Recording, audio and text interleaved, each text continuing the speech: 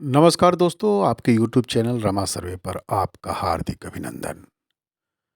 दोस्तों, भारत भूमि कर्म की पुण्य धरा है। यह साहित्य, शिक्षा, संस्कृति, संगीत, कला, ज्ञान, विज्ञान की जननी है और पोषक भी। यहाँ जीवन के विविध क्षेत्रों में जहाँ पुरुषों ने विश्व गगन में अपनी सामर्थ्य की गौरव पताका फहराई है, तो महिलाओं ने भी सफलता के शिखर पर अपने पद चिन्ह अंकित किए हैं। भारतीय राजनीति और काव्य कानून की एक ऐसी ही महान महाविभूति जिनके कृतित्व और व्यक्तित्व की सुवास से विश्व आज भी महक रहा है, जिनकी आभा से जग चमत्कृत है। लोक ने दी नाइटिंगेल ऑफ इंडिया का उनकी प्रशस्ति की। भारतीय राष्ट्रीय कांग्रेस की पहली महिला अध्यक्ष, जिसने कहा था, एक देश की महानता बलिदान और प्रेम उस देश के आदर्शों पर निहित करता है।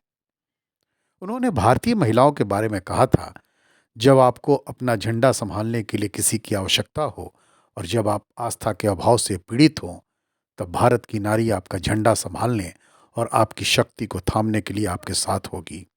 और यदि आपको मरना पड़े तो ये याद रखना कि भारत के नारित्व में चित्तौड़ की पद्मिनी की आस्था समाहित है। जी हाँ मित्रों, मात्र 14 वर्ष की उम्र में सभी अंग्रेजी कवियों की रचनाओं का अध्ययन कर लिया था जिसने। 1895 में हैदराबाद के निज़ाम ने उन्हें वजीफे पर इंग्लैंड भेजा था। एक प्रतिभावान छात्रा, इंग्लिश, बंगला, उर्दू, तेलुगु और फारसी भाषा की अच्छी ज्ञाता। भारत छोड़ो आंदोलन में सक्रिय भूमिका, कांग्रेस की पहली महिला अध्यक्ष, जिसने 1928 में केसरे हिंद से सम्मानित किया गया। देश की आज़ादी के बाद पहली महिला गवर्नर, जिसने उत्तर प्रदेश के गवर्नर का पदभार संभाला था।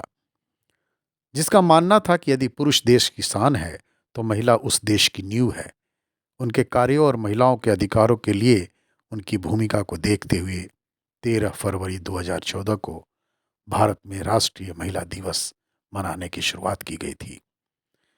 आज रमा सर्वे अपना श्रद्धा सुमन अर्पित करता है उस जगत जननी सरोजनी नायडू को उनके जन्मदिन पर। कविताओं में प्रेम और मृत्यु के गीत गाए थे जिसने, किसान कामगारों के श्रम के प्रति निष्ठा व्यक्त की थी जिसने, तो देश राग की क्रांति स्वर भी दिया। सही में उनका जीवन प्रेरक है और अनुकरणीय भी है। भारत कोकिला सरोजनी नायडू, पिता अधोरनाथ चट्टोपाध्याय और माता श्रीमती वरद सुंदरी की बेटी। जी हाँ मित्रों, बाल्यकाल से ही प्रकृति के सौंदर्य को देखती थी और कल्पना सागर में डूब जाती थी वो। 13 वर्ष की छोटी अवस्था में lady of the way lake नामक एक लंबी कविता लिखी जिसे पढ़कर निज़ाम हैदराबाद बहुत प्रभावित हुए और सरोजनी को उच्च शिक्षा प्राप्ति के लिए इंग्लैंड जाने का परामर्श और छात्रवृत्ति के रूप में आर्थिक सहयोग प्रदान किया था। जब स्वतंत्रता आंदोलन अंग्रेजों के विरुद्ध सतत संघर्ष का दौर था और शायद ही कोई युवा रहा हो जो उन परिस्थितियों में देश के लिए कुछ कर गुजरने के भाव से न भरा रहा हो। 1905 के बंगभंग की घटना से आहत और हृदय में देश सेवा की उत्कृष्ट इच्छा जगा था उनके हृदय में। भारतीय राष्ट्रीय कांग्रेस में काम करना प्रारंभ कर दिया। वह देश की आम जनता से सीधा संवाद करना चाहती थी ताकि लोगों की कठिनाइयों, पीड़ा और इच्छाओं को समझ सके। साथ ही स्वाधीनता आंदोलन में शामिल होने हेतु सभी प्रकार को प्रेरित कर सके। इस उद्देश्य से उन्होंने 1915 से 1918 तक संपूर्ण देश का भ्रमण किया।